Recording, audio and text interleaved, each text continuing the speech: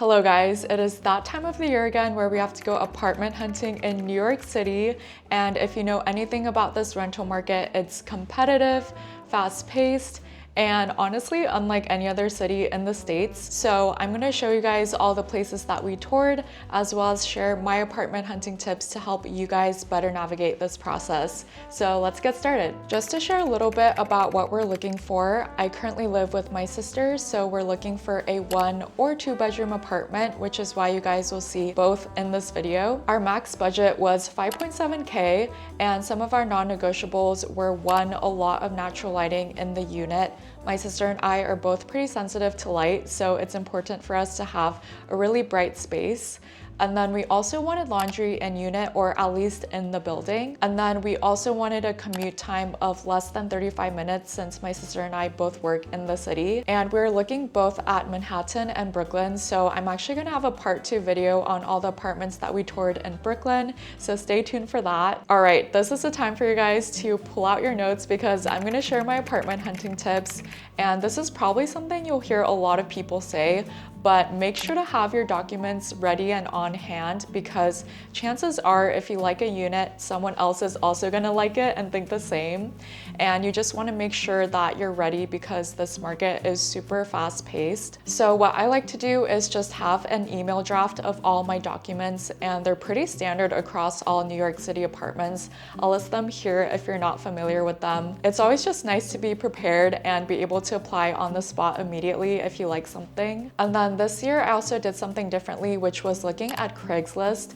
And I've never used Craigslist before, but I feel like we found a lot of apartments that were more unique, like a loft or a duplex that might not be listed on StreetEasy where everyone else is looking. So if you guys want to get a little bit more creative with your search or find apartments that are more unique structurally, I would say Craigslist is a great place to look at. And this next tip is actually something multiple brokers told me, but it never hurts to apply to a unit, especially if there's an application in front of you or you want to apply to multiple units to increase your chances of getting a lease. And this is because the application fee is legally capped at $20.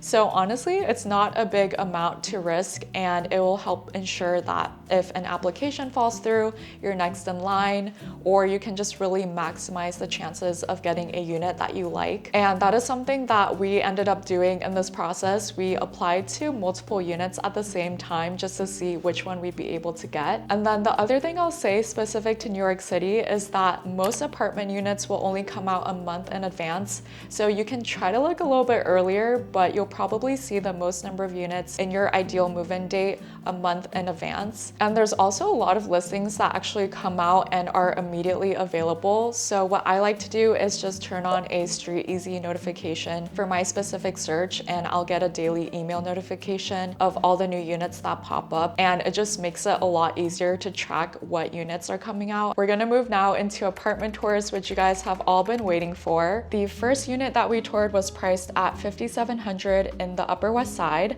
I immediately noticed that this apartment was super spacious in the living room and the bedrooms, but you guys can probably tell from the video that it is a very dark unit, and that was a deal breaker for me.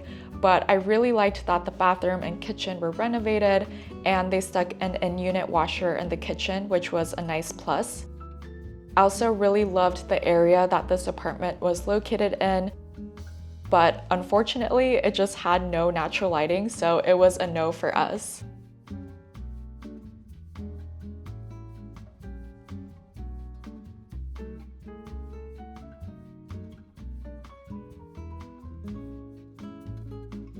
And this next unit was actually located a couple blocks away, and I got really excited because the building was super nice. This was priced at $5,600, but legitimately I couldn't justify paying this much for an apartment that kind of felt like a dorm room. The layout was very awkward, the living room was very long and skinny, and the bedrooms were also pretty small. And again, there was no natural lighting, so immediately we knew that we weren't going to move forward with this apartment.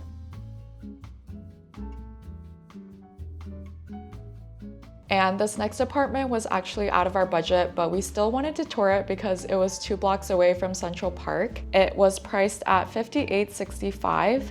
And honestly, it was one of the better 2-bedroom units that we toured. It was facing a park, so there wasn't much street noise, and there was a ton of natural lighting in the living room. The unit also had a balcony, which was really nice, and in-unit washer and dryer. The only thing about this apartment was that the smaller bedroom didn't have an AC or heater in it, so that's something we would have to additionally purchase on top of the rent price that was already out of our budget, so unfortunately, we didn't move forward with this unit. I got really excited about this apartment because it was in our budget and it was in a really nice building. But this was not really a 2-bedroom, as you guys will see. The first bedroom size is more like an office or study nook space. It was so tiny, and I think you could probably just fit a bed in there. Otherwise, the kitchen and bathroom were renovated, and there was an in-unit washer and dryer, which is a huge perk. But we just couldn't justify paying that much with one of the bedrooms being that small. And I just honestly can't believe they marketed this as a 2-bedroom. So yeah, we did not end up applying to this unit. This next apartment was located in a very convenient central area of Chelsea, priced at $5,600, and it's a true 2-bedroom, so honestly for the price, I felt like this unit was a really good deal. The bedrooms were pretty small though, so you can maybe fit like a bed, a dresser, and a small desk, but the kitchen was great and I loved the counter space. There was also laundry in the basement of the building, and overall it was a pretty solid apartment looking back. I think because we had viewed this apartment so early in the search, we just wanted to see what else was out there.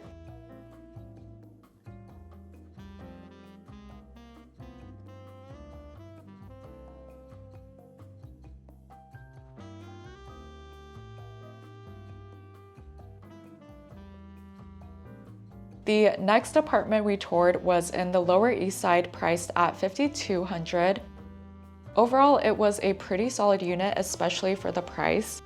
The bathroom and kitchen were nicely renovated with an in-unit washer and dryer. The rooms were on the smaller side, but one of the rooms had a balcony, which was cool. The only downside of this apartment was honestly the location. It's right near the Williamsburg Bridge, and while the windows were pretty soundproof, I just felt like it wasn't a location that I would want to go back home to.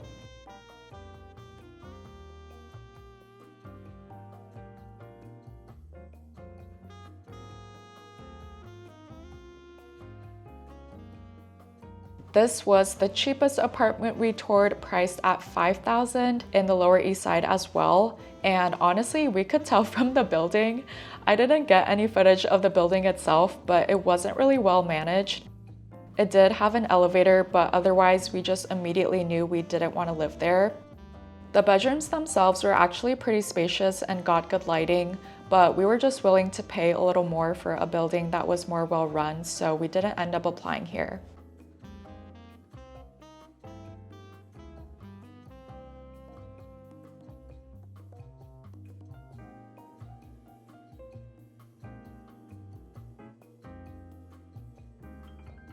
This next unit is priced at $5,658, located in Stuytown, which is a huge residential community of buildings in East Village. They even have their own security team and park inside the area, and it honestly kind of feels like a college dorm, which could be a pro or con depending on what you're looking for. But this unit is actually their model unit because the actual apartment was occupied. It's a true 2-bedroom, and I really loved how spacious each of the bedrooms were.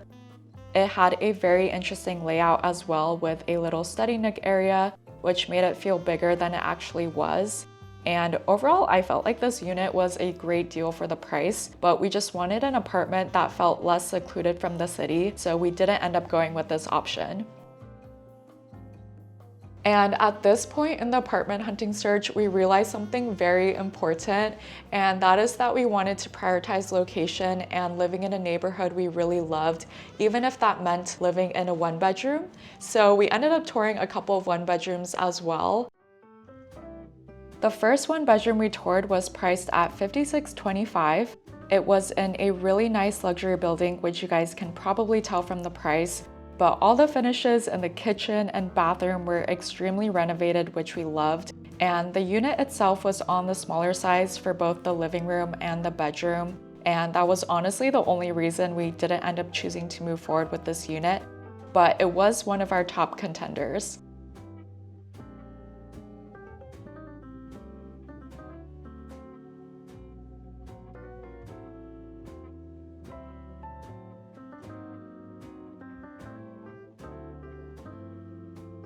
This next unit was priced at $5,000. It was in a slightly older building, but we still really liked the overall layout and the location of this apartment. The only con of this apartment, I would say, is that the kitchen doesn't come with a microwave, so that's something we would have to additionally purchase. But overall, I thought it was very reasonably priced for the size and location.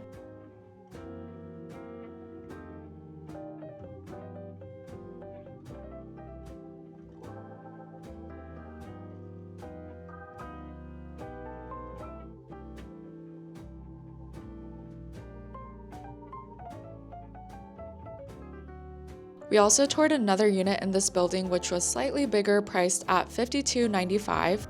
And this ended up being our final runner-up apartment because guys, look at the high ceilings and the light that just floods into this apartment. The bedroom was also huge, and we just really loved how many windows this unit had in both the bedroom and the living room.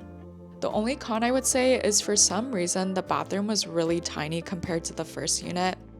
My video doesn't show it properly, but basically there is no space between you and the sink when you stand there. But otherwise, we really liked this apartment and almost moved forward with it. So those are all the apartments that we ended up touring in Manhattan, and as you guys can see, there was a really wide range in terms of the location and the amenities. And honestly, the unfortunate part of living in New York City is that you kind of have to compromise something. And for us, we didn't really find out what was actually important to us until we toured a bunch of units and kind of figured that out along the way. But I hope this gave you guys a realistic look into what it looks like apartment hunting in New York City, and make sure to stay tuned if you guys want to see my part 2 of all the Brooklyn apartments that we toured as well. I'm also planning to vlog my moving process and all that jazz. So if you want to stay tuned, make sure to subscribe. Thank you guys so much for watching, and I'll see you in the next one. Bye!